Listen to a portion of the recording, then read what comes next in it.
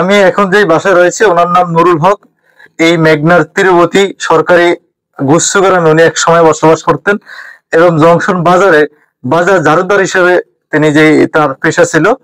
তাদের স্বামী স্ত্রী বন্ধনটা এতটাই মজবুত, যেই যুগে কোটি টাকা দিয়েও স্বামী স্ত্রী মন রক্ষা করতে পারে না, স্ত্রী স্বামীর মন রক্ষা করতে পারে না, সেই যুগে এই নুরুল হক দম্পতি এক দৃষ্টান্ত স্থাপন করেছেন।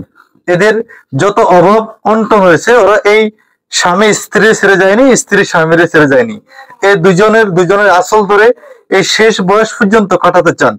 জীবনের শেষ প্রান্তে এসেও এটাই তাদের প্রত্যাশা। তাদের শুধুমাত্র একটি কন্যা সন্তান রয়েছে, তাও অভাব অনটনে ঢাকা শহরে এই অটো রিক্সার সাথে ধাক্কা লেগে তার এই পায়ের এই পাটা ভেঙে যায়। তো আমি প্রথমে মনে করেছিলাম স্থানীয় সংবাদকর্মী বুনিয়ামিনের পোস্ট দেখে মনে করছিলাম যে হয়তো সামান্য কিছু টাকা পয়সা লাগতে পারে, কিন্তু পরবর্তীতে যতটুকু জানতে পারলাম ওনার চিকিৎসার জন্য প্রায় 50 থেকে 60 এই যে নুরুল হক, আমি তার সাথে কথা বলেছি যে তিনি মাত্র 1500 টাকা তার কাছে ছিল, সেটাও এই স্থানীয় লোকজনের কাছ থেকে তিনি উঠিয়েছে। তো আসলে এখন ওনার চিকিৎসার প্রয়োজন। উনি যদি এই দ্রুত অপারেশন না হয় তাহলে এই পায়ের অবস্থাটা খুবই গুরুতর খারাপ, মানে খারাপের দিকে যাচ্ছে। আমাদের সমাজে আমরা অনেক টাকা অনেক কাজে ব্যয় করি।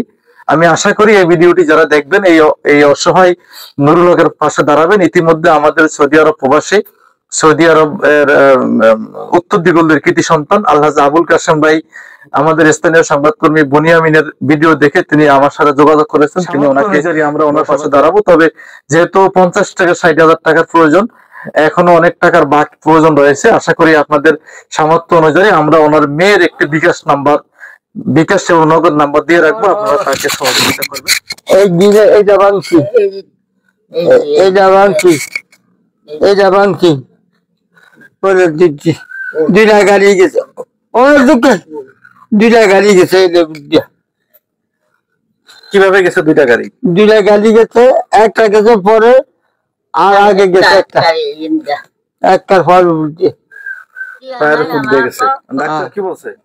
কিছু নাই যে আমি করুন সাহায্য আমি করে দিম, আমার হেঁটিও নাই। আমি একটা খুঁজে মাজা খাই, আমি দ্বারা এত পাই দোষী সে দেয়নি, মানে কি দেয় নাই?